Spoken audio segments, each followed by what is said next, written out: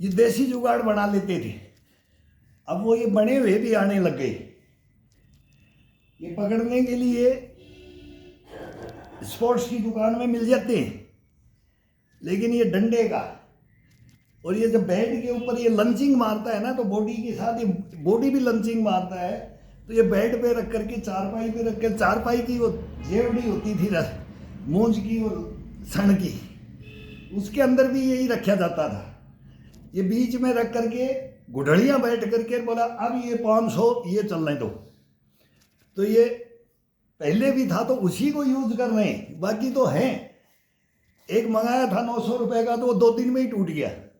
उसके अंदर ऐसे दबचोड़ा मारा तो कड़क कड़क, अब पता नहीं वो डुप्लीकेट था ये ओरिजिनल था। वो मेरे पास रखा है, वो कड़क कड़क तो ये जवान तो उसको एक ही झटके में तोड़ देंगे, हम बूढ़े ही तोड़ दिया उसको, लेकिन ये नहीं टूटेगा। और ये इतना आनंद देता है ना। अब ये करवाते थे तो क्या बोलते थे, कितना किया, खड़े हो जाते थे तो बोले कितना किया। अब इस कढ़ाई का राज वो बताते थे ना, हंस हंस के मर जाते थे, जोश चढ़ जाता था। वो इस पे नहीं बोल सकते, थोड़ा लिमिट है। हाँ, अलग हट करके बोल सकते हैं, उसमें जाएंगे तो ये सभी देखते हैं। लेकिन वो डायलॉग अपने अंदर मन में रखना है।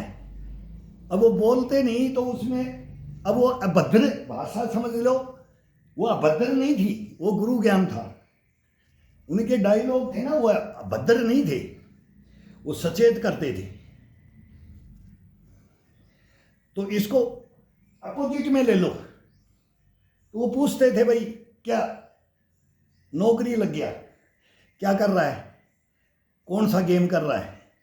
गेम तो सभी करते हैं, लेकिन ये गेम पकड़ा है गुरुजी, ये पकड़ा है। ये कढ़ाई किसने मजबूत की थी। अब मैं खुद आकर के बोलता था ये कढ़ाई किसने, मैं खुद गुरु के हाथ पकड़ता था, मैं बोलता था कि चलो आज ये खेलते हैं। तो बोला कढ़ाई, बोला ये किसने सिखाया था, बोला ये मेरे से क्यों पूछ रहा है। अब वो अनजान थे, उन्होंने देखा नहीं कुछ, लेकिन कढ़ाई तो उन्होंने मजबूत बनाई ना, कंधा तो उन्होंने मजबूत बनाया, कोहनियाँ उन्होंने मजबूत बनाई, चेस्ट बनाई, पीठ बनाई, सब कुछ बनाया। लेकिन मैं बोला ये किसने मजबूत किया था। बोले क्या पूछ रहा है, समझ में नहीं आती। मोको मैं स्नाइपर शूटर बन गया हूं, मैं वो शूटर स्नाइपर हूं, अगर एक गोली चूक जाए 24 घंटे में 1 लाख अम्युनिशन रख दिया जाए। LMG हो, 47 हो, कार्बाइन हो, SLR हो, बोल्ट एक्शन हो, सारे जैसे बढ़ते गए, ये गन आ गई, ये गन आ गई, ये गन आ गई, नई नई गनें आती रही, इंसास आई, फिर ये सब आते रहते हैं हथियार। मगर कोई भी हथियार रख दो और 1 लाख अम्युनिशन दे दो और पूरा टारगेट के अंदर सीधा बुल में ही मारूंगा। वो ये कढ़ाई के अंदर ये ताकत ही आपने दी थी, मगर ये गेम पकड़ा हूं मैं। तो 25 साल स्नाइपर शूटर में बोलता हूं मैं रहा, तो ये इसी का कमाल था।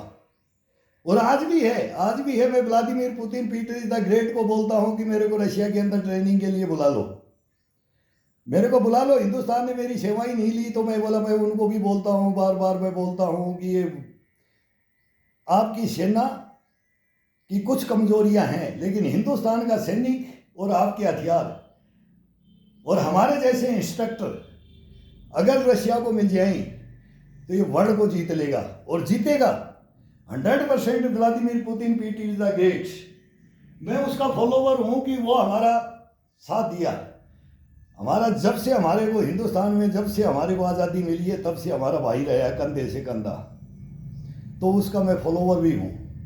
तो वही एक जज्बा और एक जुनून है।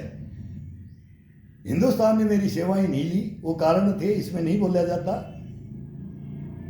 तब मैं एक जिंदा शहीद सैनिक बोलता हूं। तो ये कहानियां अलग अलग है। तो ये क्या कभी अपनी, मतलब अपनी हिम्मत के ऊपर, अपने जज्बे जुनून के ऊपर जियो, कुछ भी हो जाए आपके साथ में। ये दुनिया तो आपके पेट काट देगी, पेट पे लात मार देगी, गर्दन काट देगी, बाजुएं काट देगी, कैसे बच सकते हो। लेकिन नहीं, घबराना नहीं है। और ये जुनून इसी में आता है। ये घबराने की तो कोई मतलब ही नहीं है। ये टूटने का तो कोई मतलब ही नहीं है कि ये टूट जाए। नहीं, आप कहानियां नहीं जानते होगे। मैं फेसबुक पे तो बोल भी देता हूँ, खुला भी बोल देता हूँ। इस पे बोलता नहीं है, योगा चैनल बना रखा है, फिर मेरे को कम्युनिटी गाइडलाइन ले लेती है, ये ब्लॉकेज करवा के। और ब्लॉकेज मेरे को कुछ नहीं चाहिए, कोई मतलब ही नहीं है। लेकिन क्या,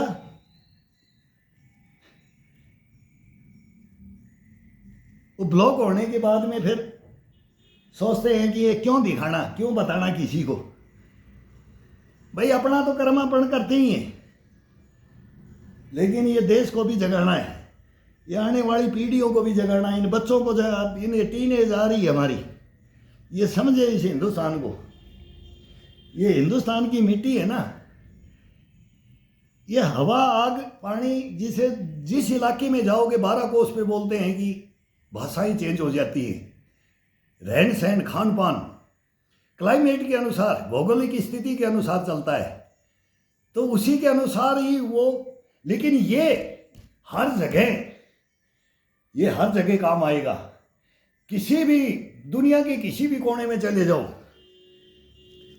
ये एक ही है। ये योगा, ये वर्जिश, ये शरीर को बना के रखना, ये निरोगी काया रखना, ये जज्बा और जुनून से भरकर रखना, लगन ये अपने आप उत्पन्न कर देता है। ये ऐसी लगन लगा देता है ना, मीराबाई की लगन बोलते ना, लगन, उससे बड़ी लगन नहीं थी हिस्ट्रियों के अंदर। ये है अलेक्जेंड्रिया सिकंदरिया था, उसका जज्बा। अब वो कुछ भी बोलो उनको, चंगेज खान था, हिटलर था, मुसोलिनी था, नेपोलियन बोनापार्ट था, वो बोलते पीटर इज द ग्रेट था, मैं ये करके जाऊंगा, मैं दुनिया को जीतूंगा। अभी जैसे सीरिया के अंदर क्या हुआ है, अब वो लड़के, उनको मैं लड़ाका बोलता हूं, वो बोलो कि भाई ये विद्रोही हैं, देशद्रोही हैं, क्या है।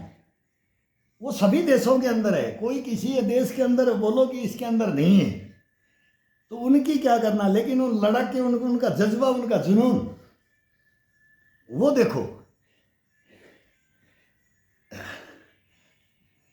इंसान को देखो, उनकी ये नहीं कि ये कौन क्या किया इसने, वो सही किया कि गलत किया, वो अपना उसका क्षेत्र है, उसके क्षेत्र के लिए ही तो सेना बनाई जाती है। और सेना के विरुद्ध भी वही तो खड़े होते हैं। तो जहां गलतियां होती हैं वहां खड़े होते हैं। हम भी खड़े हुए थे हिंदुस्तान में, हमने भी ये कदम उठाया था, खड़े हुए थे। वो मैं बता रहा, इस पे बोल नहीं सकता मैं। क्या है, हमारे को समझ में अभी भी कम आ रहा है कि ये हिंदुस्तान में भी क्या होगा। दुनिया में तो हो ही रहा है। तो हम तो उसके लिए फिर एक बार बोलते हैं कि एक बार फिर कंधे पे LMG और 2 इंच मोटर, और LMG 2 इंच मोटर और SLR और 47 ये फिर आए एक बार। सीनियर सिटीजन के अंदर ये हमारे भी बाप बोले, भांग ढाका को आज़ाद कराने के लिए खेत में हल जोतते हुए ढाका आज़ाद कराने गए थे। तब मैं बोलता हूँ इसके अंदर, तो मैं बोलता हूँ ये गलत नहीं बोल रहा हूँ मैं। 65 के अंदर 20,000 सैनिक हिंदुस्तान ने तोड़े थे, एक ही झटके में 20,000 सैनिकों को डाउन कर दिया था। नए जवान बच्चों को, जो आज अग्निवीर बोलते हैं, वो अग्निवीर थे। और फिर 71 तक वो खेती बाड़ी करते रहे। और फिर बोला डाकिया डाक लेके आया, तार आया, फिर खेतों गया। हम बच्चे थे, मैं 10-11 साल का था, 10 का हो गया था मैं। तब वो बोलते हैं कि कहाँ जा रहे हो, तो हल लेकर के चल दिए थे खेती से। बोला चील गाड़ी घोड़ा गिर जाएगी। गांव में पहरा लग गया था, चिमनियाँ लालटेन यही होती थी, डिबरी मसाल जला के चलते थे गांव में। बोला ये बंद करो, चौकीदार लंबड़दार खपड़दार। तब हम बोले कि बाप कहाँ जा रहा है, तो गांव में यह रहा कि इनको फिर सेना में बुलाया है, फिर युद्ध लड़ने के लिए। बोला कहाँ, अरे बोला पाकिस्तान ने दबा लिया, बांग्लादेश को बंगाली मुसलमानों को मार रहा है बोला, और उनके रेप हो रहा है और उनके मर्डर कर रहे हैं बोला, ढाका आज़ाद कराएंगे। ढाकेश्वरी का ढाका आज़ाद कराने के लिए गए थे। तब मैं यहाँ बांग्लादेशियों को बोलता हूँ, अरे तुम हमारे भाई थे, आज हमारे भाई हमारे को मार करके भगा रहे हैं। हिंदुस्तान की जबान में होठ छिल गए हैं, होठ, कोई बोल नहीं रहा है। तो क्या क्या क्या जमाना। इसलिए हमारे को भी ये खड़ा होने के लिए हम बोलते हैं कि हम भी हैं, वो फिर हमारी जरूरत पड़ सकती है। और वो जज्बा और जुनून होता है ना, वही लड़ता है, बाकी नहीं लड़ेगा। बाकी तो भ्रष्टाचारी वाले भर्ती करते हैं, वो टैलेंटेड नहीं रखते। वो हिजबुल्लाह हमास हुती वाले जो अब सीरिया के अंदर हो रहा है ना, वो लड़क के वो बेरोजगार है। ले लो कितने हिंदुस्तान में लेते हो, भरे पड़े हैं, वो नानी याद दिला देंगे। मैं तो बोलता हूँ कि जल्दी एक्शन कर लो। भारत सरकार को, मोदी सरकार को भी बोलता हूँ जल्दी ले लो एक्शन। ये टाइम है, इसको मत चुको। बहुत गलतियां, बोला मनमोहन सिंह ने भी बहुत गलतियां की थी, तो बोला आप भी गलती करोगे फिर आपका भी नाम स्वर्ण अक्षरों में लिखा जाएगा कि क्या हो रहा था और कहाँ। इतनी पावरफुल गवर्नमेंट, इतनी पावरफुल, पूरा हिंदुस्तान खड़ा है। अभी तो हिंदू मुस्लिम सिख ईसाई सब ने बोल दिया है कि ढाका के अंदर, बांग्लादेश के अंदर गलत हो रहा है। तो ये तो सच है। ये तो हमारे जामा मस्जिद से इमाम बुखारी साहब ने बोल दिया भाई, ये बोल दिया कि भाई वो गलत हो रहा है। तो और इससे बड़ा तो कोई होता ही नहीं था। एक बार ठाकरे होता था तो वो बोलता था, अरे ये दो ही तो बोलते थे, दोनों ने ये समर्थन भी हो चुका है।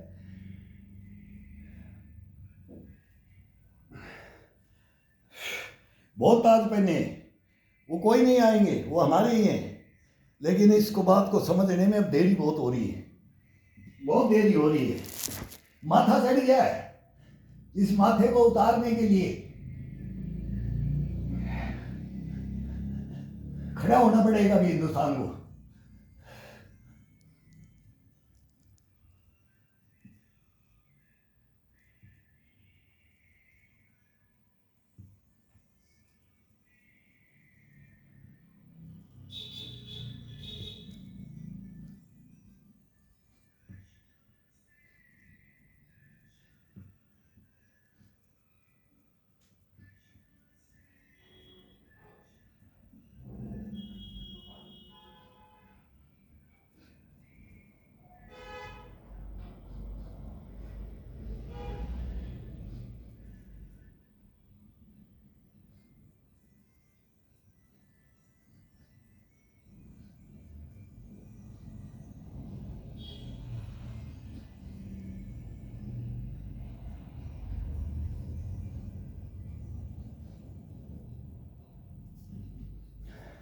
तो उन्हीं गुरुओं ने ये बोला था कि ये बैक मत छोड़ देना। मगर ये कब तक किया जाता है, बोला देख ले। तो हम जवान थे, वो बूढ़े थे, 80 साल में 1000 बैक मारते थे, 90 साल में 1000 बैक। कमाल थी, कमाल। तो ये ताकत कहीं स्टोर नहीं है, ये मांसपेशियां हैं बस। इनको जगा के रख लो, इनको अपन डेड कर दिया, सुला दिया तो अपना शरीर खत्म हो जाता है। अब वो बोलते हैं कि क्या पार्टनर, एक चले गया एक चले, बोले अब मेरे को क्या जीना है, बोले तब मरता है इंसान। कोई बोलता है ऐसे, वो उदाहरण देते हैं। ये बकवास है, ये बकवास है, ये सब पता नहीं। बोले मैंने वो किताब पढ़ा था, उससे मैंने बात करी थी, मैं इसलिए नर्वस मैन बना। अरे कारण तो कुछ भी हो ना, कारण तो कुछ भी हो, हम कब्र के अंदर कर रहे हैं, कब्र के अंदर है, हम डेड है। 3 दफा तो डेड हो चुके हैं, 4थी दफा अब कर दिया है। लेकिन फिर भी कहाँ गया वो, कहाँ गया वो, किताबें कहाँ गई? कोई दिखाओ ना मार के, इस शरीर को मार के दिखाओ। और कहानी सुनोगे तो एक से एक बोलेगा क्या जिंदगी होती है, क्या जीवन होता है, क्या चरित्र होता है, क्या उसका मोटिवेशन कौन करता है और कैसे करता है। ये बॉडी करती है, सारा अंदर से आता है, जज्बा जुनून और लगन अंदर से आती है। इस होता है। बोला वे माता ने लेखा जोखा लिखा है ना, वो भुगत के जाएगा, लेकिन बता के भी जाएगा। नहीं बताएगा तो तू मर जाएगा, तो मर जाएगा तो तू किसको बताएगा? तू सो जाएगा तो किसको बताएगा? तू खुद तो मर चुका, लेकिन दूसरा कोई ना मरे, दूसरा कोई ना मरे तो तू अपना उदाहरण देगा। तू तो देश के लिए मरा है ना, तो देश के लिए ही तो मरना है। इसी मिट्टी में जन्म लिया है तो इसी की तो रक्षा में मरा है। तो फिर इसी मिट्टी में मिलना है, और इसके लिए तो तू अपना घमंड क्यों नहीं रखेगा? भाई वो भ्रष्टाचारी, वो देशद्रोही, वो तो सब कहानियां हैं, वो ही तो मारते हैं। लेकिन उनको मारने के लिए फिर खड़ा कौन होगा? भाई उनको मारने के लिए खड़ा कौन होगा? तभी हम मीडिया के पास तीन तीन चक्कर काटते हैं। हमारा पूरा ये हिंदुस्तान का मीडिया 3 साल हो गई युद्ध युद्ध बताते, और हम पहले ही बार घोषणा कर रखी है कि क्या होना है। हमने पहले ही घोषणा कर रखी है कि पीटर इज द ग्रेट। कहानी अलग फंस गई है, जेलेंस्की साहब गलत फंस गए हैं। अभी अब अरब में आ गया, अरब गलत फंस रहा है। ये सारी गलतियां हो रही हैं। गलतियां इंसान से ही तो होती हैं, इंसान गलतियों को पुतला है। लेकिन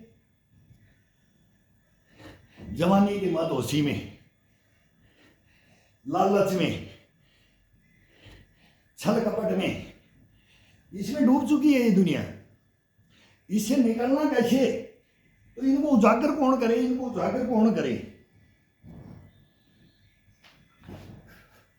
हिंदुस्तान को बचाने के लिए मेरे पास 3 फाइलें और चौथी और बन गई है, लेकिन ये फाइलें ही उजागर नहीं करते तो क्या करोगे? आंख बंद करके वोट डालो और ये राज करेंगे।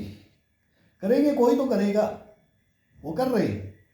ये आएगा, वो जाएगा, वो जाएगा, ये आएगा। लेकिन इंसान नहीं, इंसान जो बन के रहेगा ना, वो इस पृथ्वी लोक में नहीं रह सकता है। वो मरेगा, वो कटेगा, वो बर्बाद होगा, ये 100% है। तो फिर हम क्या करेंगे? सोचो एक दफा अपने दिल पे हाथ रख करके। क्या करोगे? आत्महत्या करोगे? किसी की हत्या करोगे?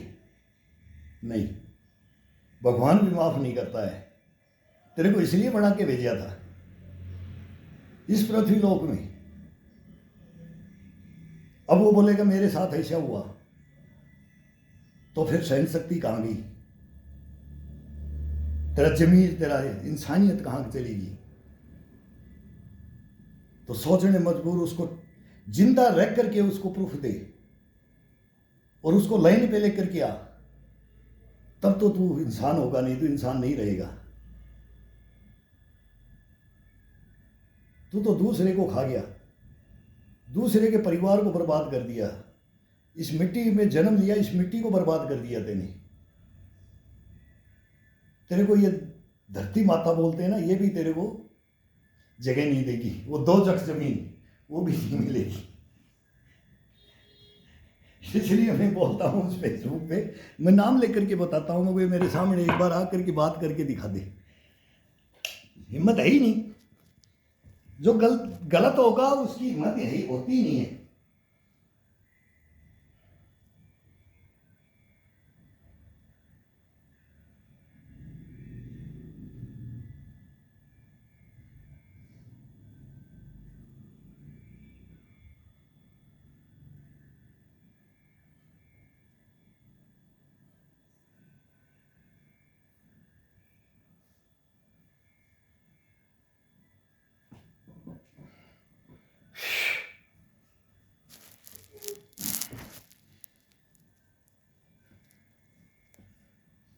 इससे चेस्ट, पीठ, पसलियां, कंधा, गर्दन,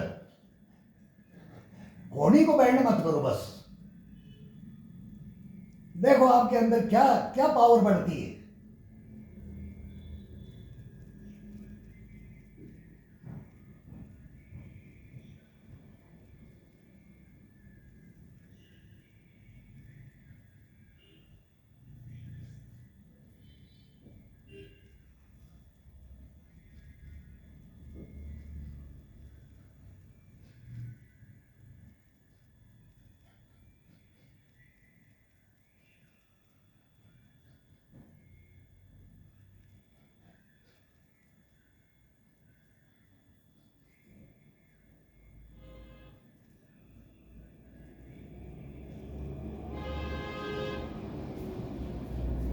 पूरी बॉडी को कंधे के ऊपर और इन बाजुओं पे कोहनी पे कंधे के ऊपर ये पसलिया पेट की नब्बी का इशारा थोड़ा सा अंदर रख लो।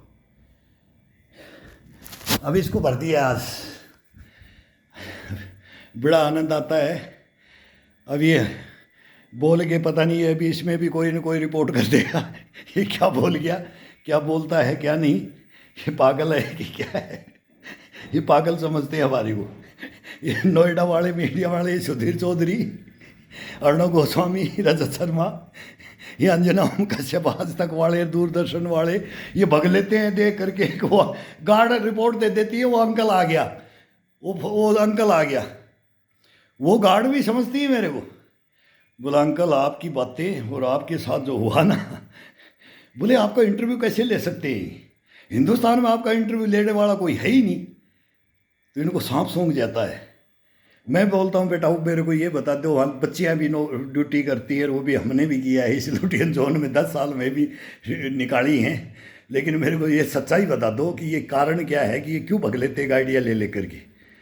फ़ोन नंबर देते हैं, गेट से बात कराओ, फ़ोन लगाता वो तो गेट से ही भग लेते हैं। बोले वो तो साहब तो गए, तो मेरे को बताना था, मेरे को नंबर दिए थे। बोले पता नहीं क्यों भग गए। मीडिया हाउस छोड़ के भग लेते हैं ये, और ये बोलते हैं यूक्रेन में ये हो रहा है, सीरिया में ये हो रहा है, असद का प्लेन ढूंढ रहा है हमारा मीडिया। क्या मतलब है तुम्हारे को असद जी, तुम्हारे को पता नहीं है सीरिया की कहानी।